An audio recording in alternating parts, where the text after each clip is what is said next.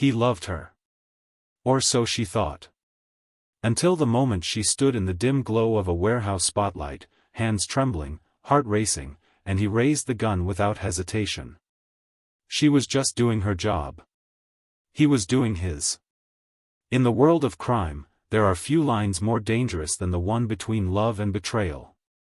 When an undercover cop falls for the very man she's investigating, a powerful mafia prince, the outcome can never be clean. Secrets always surface, and when they do, someone always bleeds. This story isn't about love. It's about how love became the deadliest weapon of all. Before we dive into this tangled tale of deception, loyalty, and betrayal, don't forget to subscribe to our channel for more jaw-dropping true crime stories. Tap the bell icon so you never miss an update, and let's unravel this shocking case that left a city speechless. There's a certain kind of silence that falls around wealth. An expensive hush where danger can hide behind a designer suit and a smile that doesn't quite reach the eyes. Dante Morelli was the kind of man mothers warned their daughters about, if they even knew such men existed. To the world, he was a philanthropist, a real estate mogul, and the face of the Morelli Legacy Foundation, a charity that rehabilitated ex-convicts and funded youth programs in East Harlem.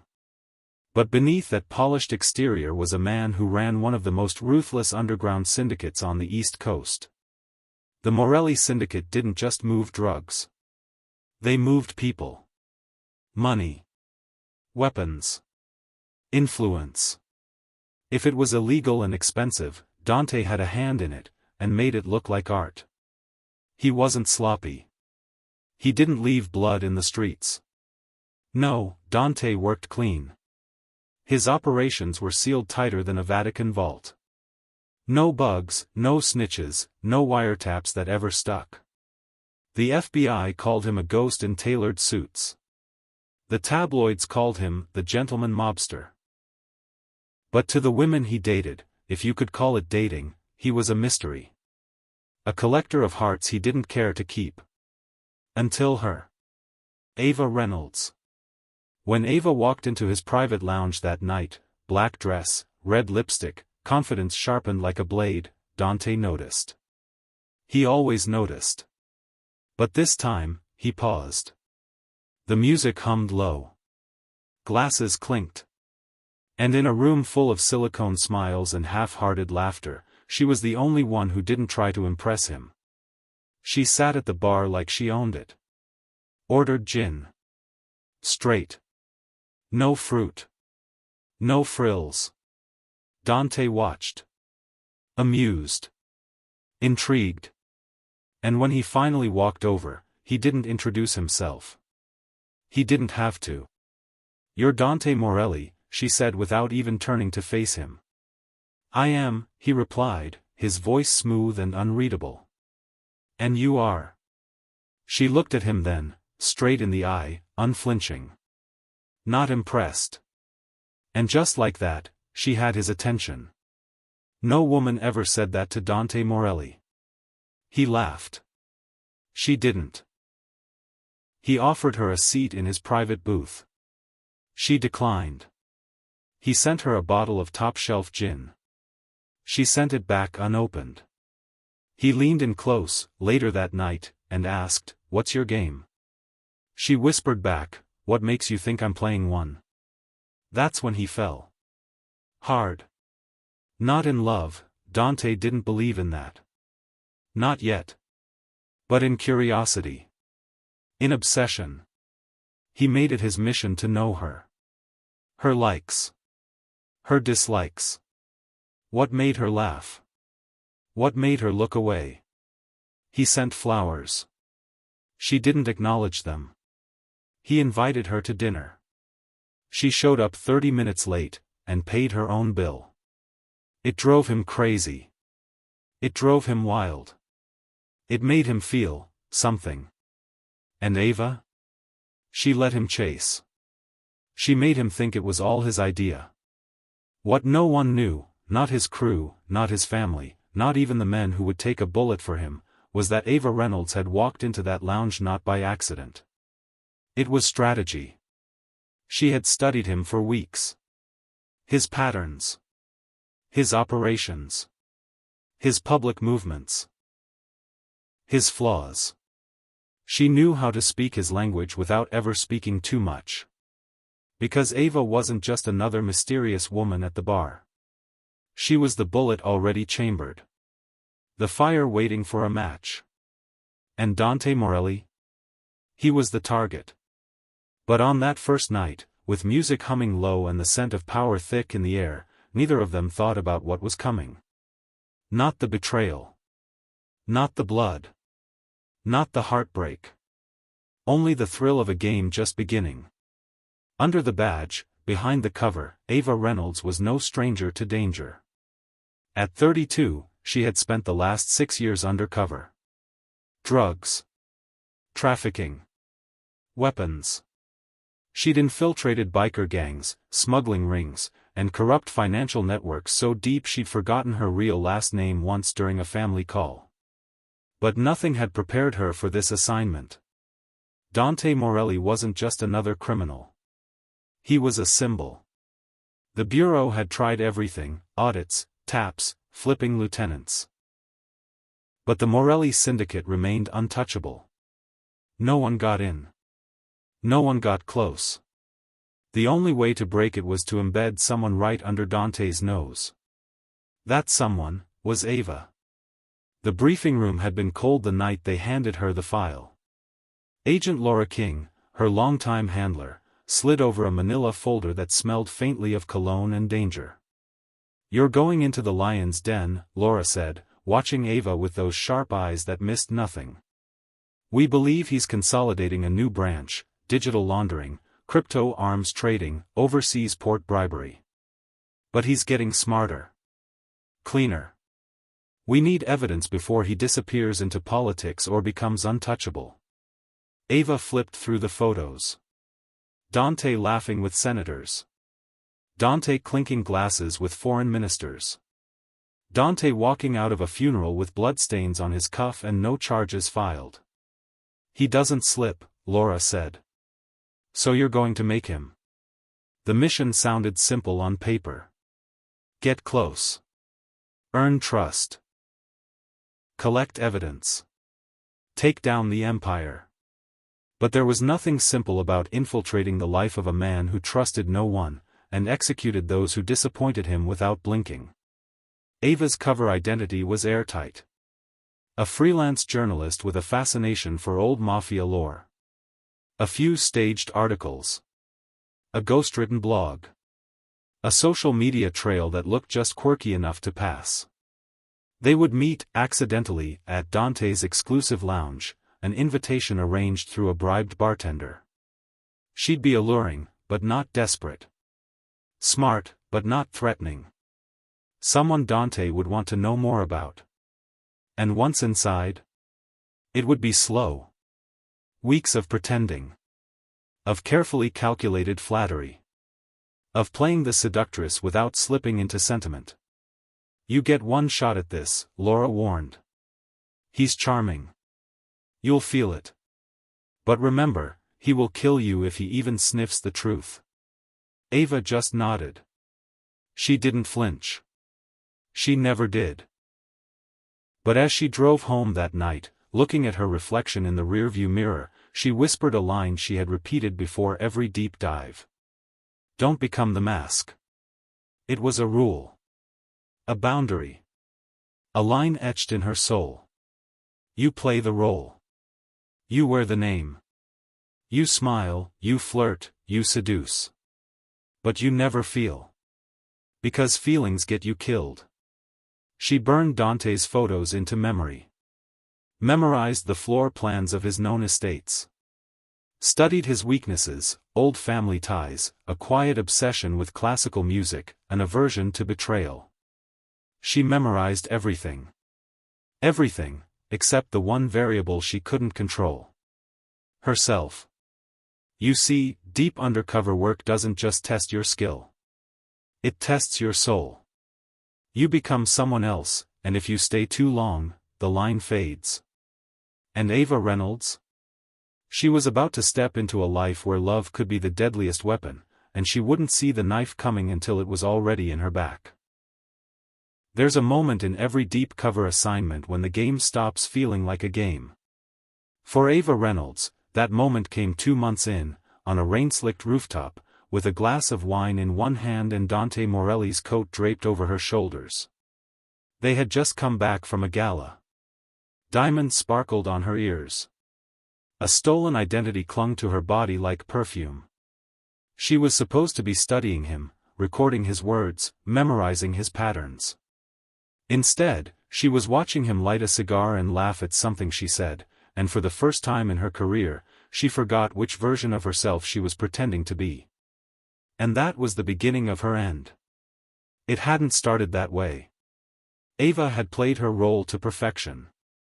She brushed him off in public just enough to seem elusive. She dropped hints of a complicated past, stories built on partial truths, just enough pain to be believable, just enough fire to keep him guessing. And Dante, he bit hard.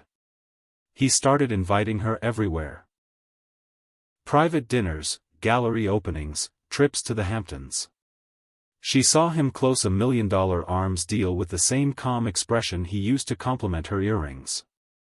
She watched him beat a man with a champagne bottle for stealing from his crew, and then, hours later, cook her risotto from scratch in his marble kitchen, humming Sinatra under his breath. He was a contradiction she couldn't file away neatly.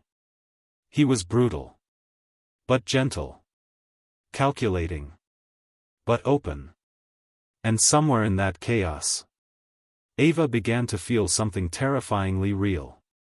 He trusted her. He told her things he hadn't told his crew. How he never meant to inherit the family legacy. How his father once made him watch a man drown in a bathtub just to prove a point. How he hated himself for the things he'd done, but hated weakness more.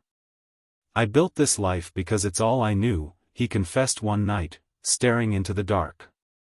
"And sometimes, I look around and think, what would it have been like if someone had just taught me different?" Ava wanted to answer that. Wanted to reach for his hand. But every time she got too close, she remembered her wire. Her mission.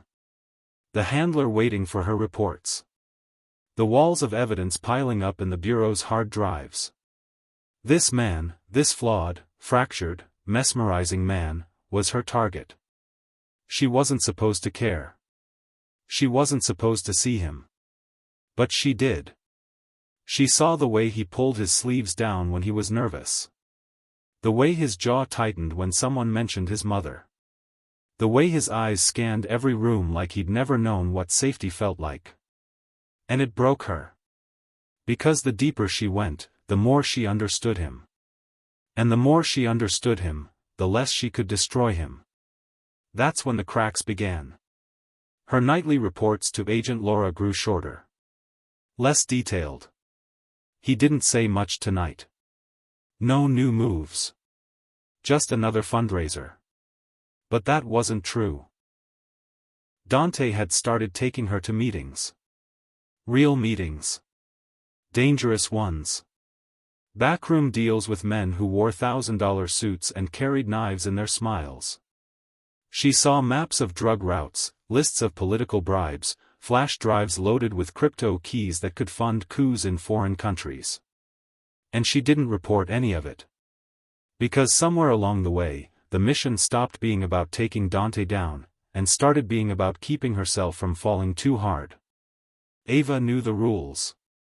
She wasn't the first agent to lose herself in a role. But she'd never broken them before. Not until the night he gave her a key. To his home. His private estate. His sanctuary. "I trust you," he said, pressing it into her palm. She smiled. Said thank you.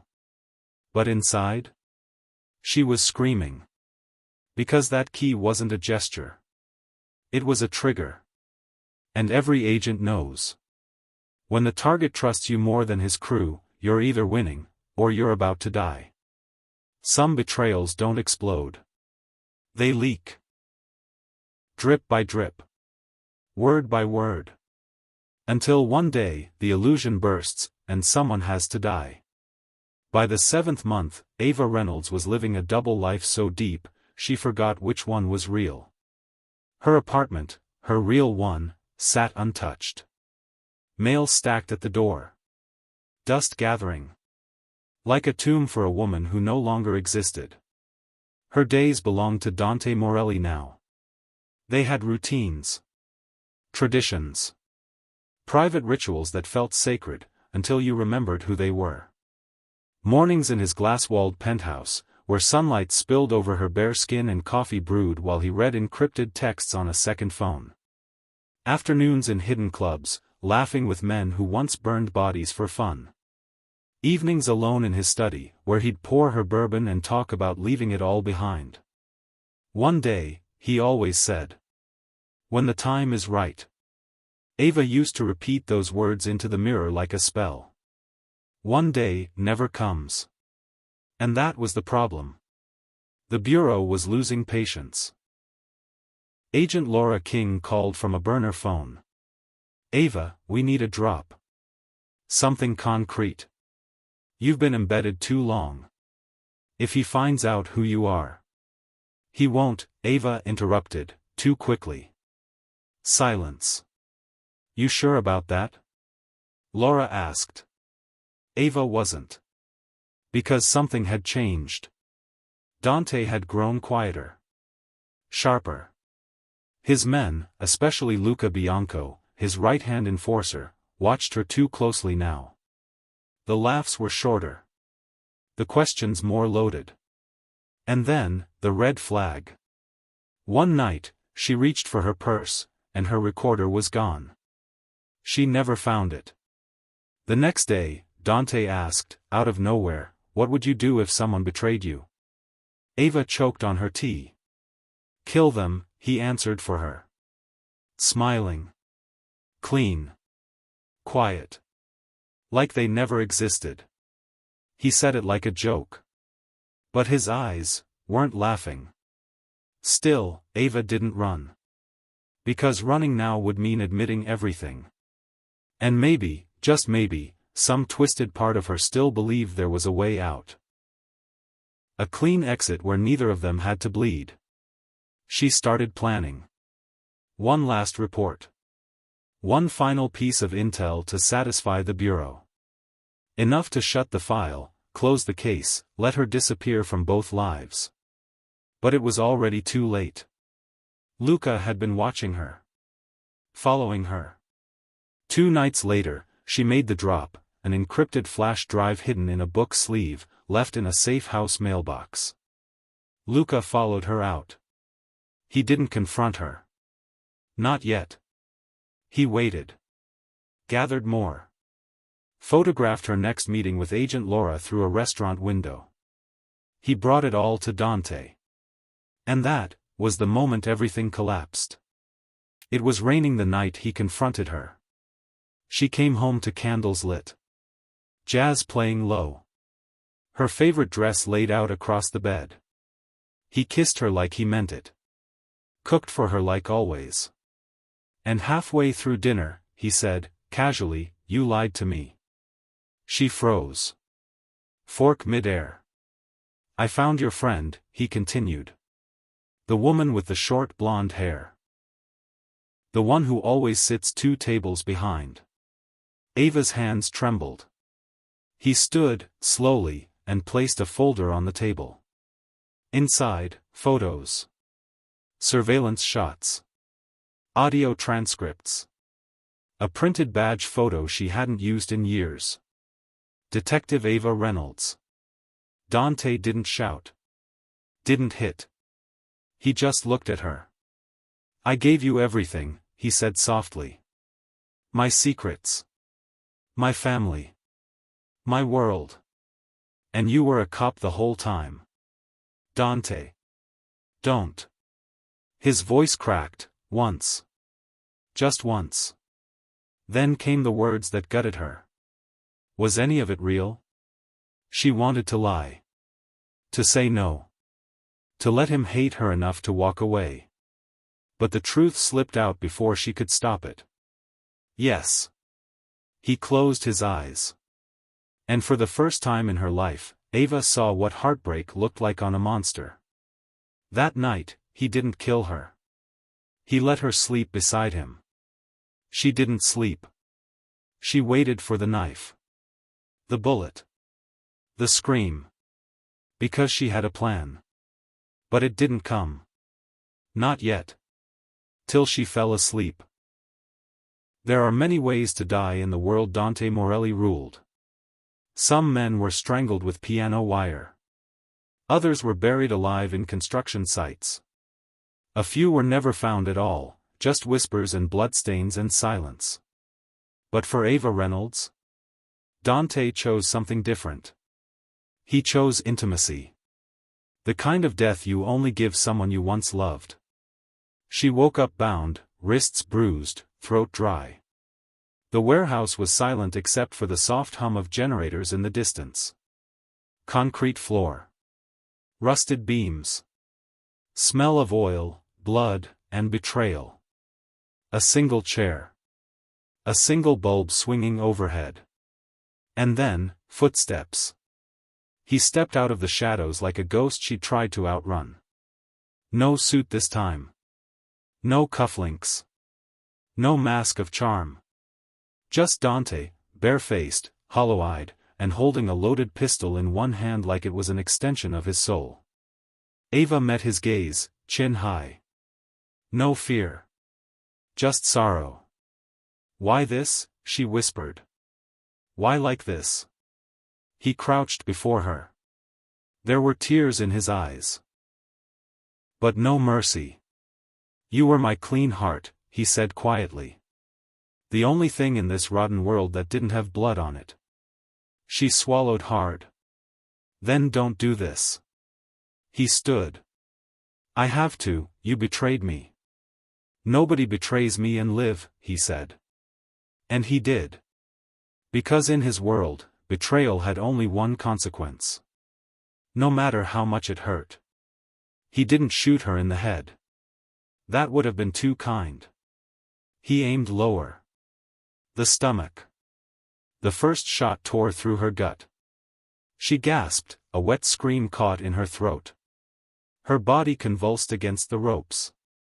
Blood soaked her dress. The same one he bought her in Milan. She didn't beg. She didn't cry. She just looked at him, eyes locked, like she still wanted him to stop. He didn't. The second shot shattered her knee. A scream echoed through the rafters. Dante turned his back. Paced. Shook. Almost walked away. But he came back. Bent down. Held her hand. I would have left it all for you, he whispered. And then. He raised the gun one last time.